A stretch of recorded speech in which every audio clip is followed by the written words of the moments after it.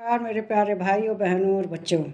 आज कल हम गीता जी का अध्ययन कर रहे हैं। श्रीमद् भगवत गीता के अध्ययन करने के क्रम में हम लोग गीता के अध्याय 10 के श्लोक 26 पर आ गए हैं, जिसमें श्री कृष्ण भगवान अपने बारे में बताते हैं कि मैं कौन हूँ। वे श्री कृष्ण से बताते हैं कि इस श्लोक 26 में कहते हैं कि अश्वत्थ सर्वरक्षाणां देवऋषीणां च नारद गंधर्वाणां चित्रथ सिद्धानां कपिलो मुनि। कहते हैं मैं सब वृक्षों में पीपल का वृक्ष और देव ऋषियों में मुनि और गंधर्व में चित्ररथ और सिद्धों में कपिल मुनि हूँ। बताते हैं कि मैं कहाँ कहाँ हूँ। जहाँ भी सर्वोच्च श्रेष्ठ है वहीं श्री कृष्ण भगवान है। देखो, पीपल के पेड़ के नीचे आदमी पूजा करता है, तपस्या करता है। तपस्या की अनुकूल परिस्थिति होती है और वह सिद्ध होते हैं। पीपल का वृक्ष के लिए भी बहुत पवित्र है, बौद्धों के लिए, जैनों के लिए भी और हमारे लिए भी इसको बहुत पवित्र माना जाता है। और वैसे भी देखें तो ये ऐसा वृक्ष है जो दिन रात ऑक्सीजन देता है और इसको सब धर्म में महत्व दिया गया है। पीपल के पेड़ को, पीपल के पेड़ में ऊपर परमात्मा और नीचे जो प्रकृति है वह होती है, इसीलिए इसको बहुत पवित्र माना जाता है। इसे हर धर्म के लोग बहुत ही महत्व देते हैं और इसकी ये बहुत घनी छाया देता है और देखने में भी बहुत सुंदर लगता है। और साधना की अनुकूल परिस्थिति इसमें होती है, सिद्धि यहाँ प्राप्त होती है, सिद्धि देता है। और कहते हैं सिद्धों में, यानी कि जो योगी वगैरह हैं, सांख्य दर्शन वाले हैं, वो कपिल मुनि हैं। वो कपिल मुनि भी श्री कृष्ण भगवान ही हैं। और जो भी जैसे गंधर्वों में चित्ररथ हैं, तो ये कौन है? संगीतज्ञ, महान संगीत। और ऋषियों में नारद मुनि हैं। नारद मुनि ब्रह्मा जी के पुत्र हैं। इन्हें ऋषियों में श्रेष्ठ माना गया है।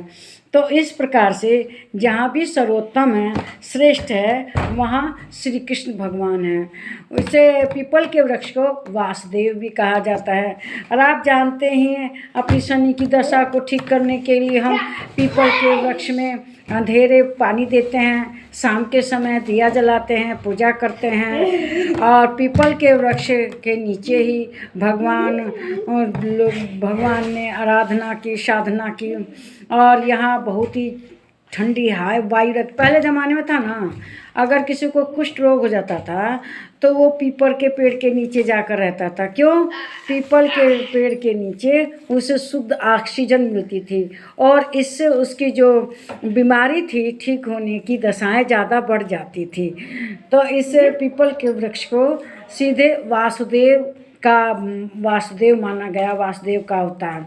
शनि की कैसी भी आदमी की दशा हो, अगर पीपल के पेड़ की पूजा करते हैं, उसमें जल देते हैं, दिया जलाते हैं शाम को, अंधेरे के शाम के समय, तो उसकी सब ग्रह दशा ठीक हो जाती है।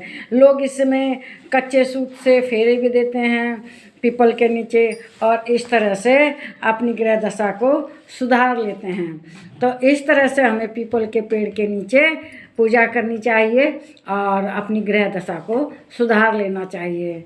सभी धर्मों में इसको पवित्र माना गया है। बहुत ही घनी छाया होती है और दिन रात ऑक्सीजन देता है। और बड़े बड़े रोगी भी अगर इसके नीचे बैठें, इसका हवा का सेवन करें तो उसकी बड़ी बड़ी बीमारियां दूर हो जाती हैं। इसलिए पीपल का वृक्ष बहुत ही लाभदायक है और इसकी ज़्यादा देखभाल भी नहीं करनी पड़ती। आप लगाएंगे और ये अपने आप ही तैयार हो जाएगा। बाकी पेड़ों की तो बहुत देख रेख करनी पड़ती है।